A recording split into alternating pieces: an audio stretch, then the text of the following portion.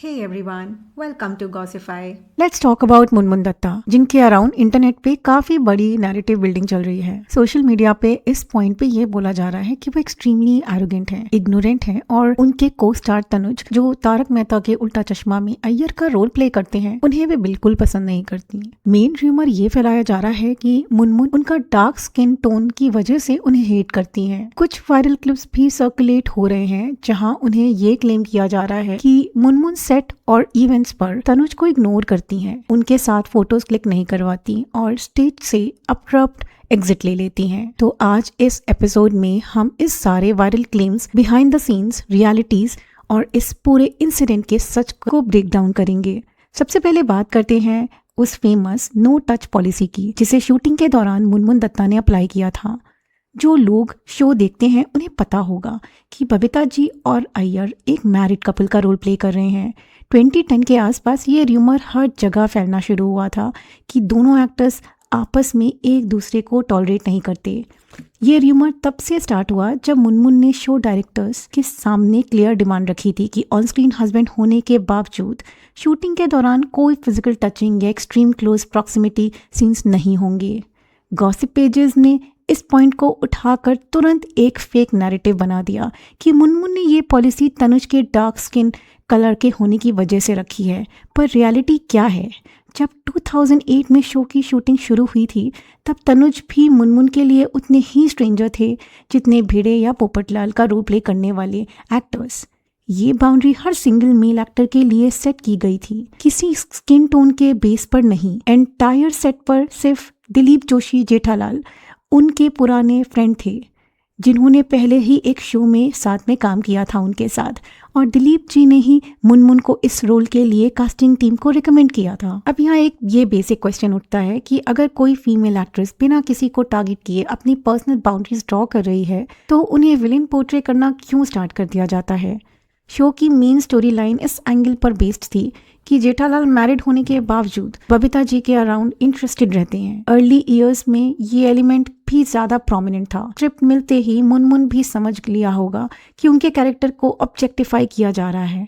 ऐसे में उन्होंने अपनी सेफ्टी और कंफर्ट के लिए रूल्स बनाए जिसमें कुछ भी गलत नहीं है। सेट पर एनवायरनमेंट कितना प्रॉब्लमैटिक था, इसका प्रूफ तब मिलता है जब जेनिफर मिस्ट्री, जो रोशन भवी का रोल प्ले कर रही थी, ने उन्हें छोड़कर प्रोड्यूसर आसित मोदी पर सेक्सुअल हैरेसमेंट के सीरियस चार्जेस लगा दिए। जेनिफर ने डिस्क्लोज किया प्रोड्यूसर उन्हें इनअप्रोप्रिएट एडवांसेस करता था, रूम में ड्रिंक्स के लिए बुलाता था और अनकंफर्टेबल स्टेटमेंट्स देता था। जब आज के एरा में ऐसी चीजें होती हैं तो 2008 में इंडस्ट्रियल कल्चर कितना अनमैनेज रहा होगा। इंटरनेशनल शूट्स के दौरान जब जेनिफर के साथ ये बदतमीजी हुई थी, तब उन्होंने सबसे पहले मुनमुन को बताया था। मुनमुन के बिना डरे प्रोड्यूसर से डायरेक्ट फाइट की थी और स्टैंड लिया था कि ऐसी हरकतें टॉलरेट नहीं होंगी। लेटर लीगल बैटल्स के वक्त शो का पार्ट होने के कारण वो फॉर्मल विटनेस की तरह तो आगे नहीं आ पाए, पर उनकी इंटेंशन हमेशा अपनी कलीग्स को प्रोटेक्ट करने की थी। जो लोग मुनमुन को जजमेंटल वे से देखते हैं, उन्हें उनके पास्ट एक्सपीरियंस के बारे में नहीं पता होगा। मुनमुन चाइल्डहुड से ही एक्सट्रीम ट्रॉमेटाइजिंग सिचुएशन से गुजरी हैं। बचपन में उनके एरिया में एक नेबर ने उन्हें ग्रूम करने की कोशिश की थी। कजन्स उन्हें इनअप्रोप्रिएट आई से देखते थे और 13 इयर्स की एज में एक फेमिलियर पर्सन ने उन्हें गलत तरीके से टच किया था।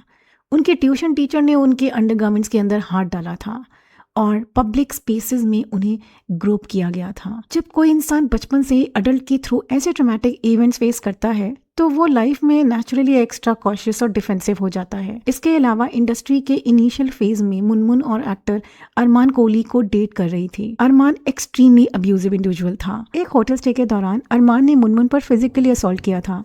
उस ट्रॉमेटाइजिंग इंसिडेंट के बाद मुनमुन ने साइलेंस मेंटेन करने के बजाय इमीडिएट पुलिस FIR फाइल की, जिसके बाद पुलिस ने एक्शन लिया और अरमान को फाइन पे करना पड़ा। ऐसे वायलेंट इवेंट्स और वर्क प्लेस हैरेसमेंट को क्लोजेस्ट प्रॉक्सिमिटी से देखने के बाद अगर 2008 में उन्होंने सेट पर प्रोफेशनल बाउंड्री डिमांड की, तो उनका वो पर्सनल सेफ्टी मैकेनिज्म था।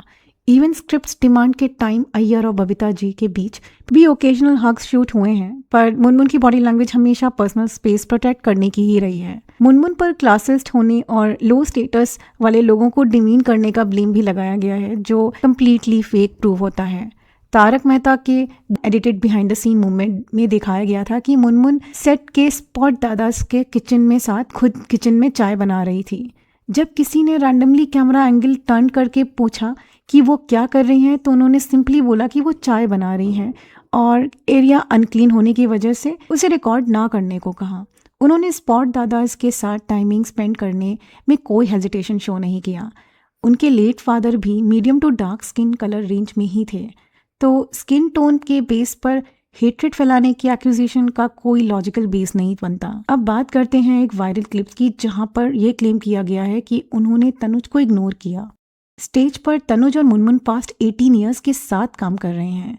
वो तो बेस्ट फ्रेंड्स शायद ना हो पर प्रोफेशनल रिस्पेक्ट मेंटेन करते हैं। इवेंट के वक्त स्टेज के पास कंटिन्यूअस स्ट्रे डॉग्स आ रहे थे जिन्हें मुनमुन डेली फीड करती थी। वो डॉग्स उन्हें फॉलो कर रहे थे तो सेफ्टी रीजंस के लिए वो उन्हें हैंडल करके अपने रूम तक छोड़ने गई थी, न कि तनुज को इग्नोर करने के लिए। क्लिप में दिखाया गया है कि वो तनुज से दूर बैठना चाहती है, वेयरएज कॉन्टेक्स्ट ये था कि वो दिलीप जोशी के पास के एक सीट डायरेक्टर्स और शो रनर्स के लिए वेकेंट छोड़ना चाहती थी। सेम इवेंट के दूसरे एंगल से साफ दिखता है कि जब सब खड़े थे और तनुज को सीट नहीं मिल रही थी तो मुनमुन ने अपनी सीट छोड़कर तनुज को वहां बैठने के लिए ऑफर किया था। अगर एक एक्ट्रेस एक्स्ट्रा फ्रेंडली नहीं हो रही है तो और वर्क एनवायरनमेंट में एक्स्ट्रा कॉशियस और प्रोफेशनल है तो इसके लिए उन्हें ऑनलाइन हेट देना बिल्कुल भी करेक्ट नहीं है। 2008 में जब ये शो शुरू हुआ था तो लोगों के थॉट्स और वर्क स्पेस एनवायरनमेंट कितने मेस्ड अप रहे होंगे, इसका कॉन्टेक्स्ट समझना होगा।